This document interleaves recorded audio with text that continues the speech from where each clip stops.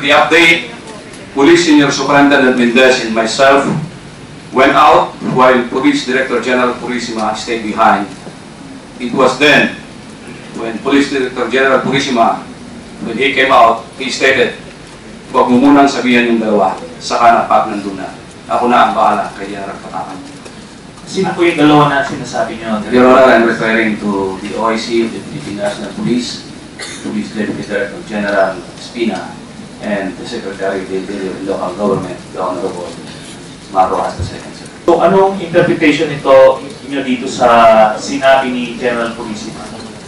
My interpretation on this one, Your Honor, is that General Purisima is being the person, the focal person, who is constantly being asked by the President as to the mission.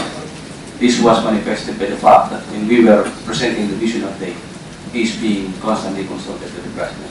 You took the advice of the statement of General Purisima as an order. Is that so? It is not an order, it's a judgment call on my part, On your part. not to inform the OIC PNP beforehand, but I informed him after our troops are already on the ground.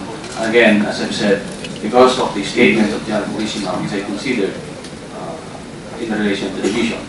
There any instance na nagbigay siya ng utos during the whole operation, sir? It is not an order. He was providing us vital information through text messages as regards to the conduct of the operation and some items or information pertaining that he was talking with the Mile and pertaining to the support that he was asking from the armed forces communities.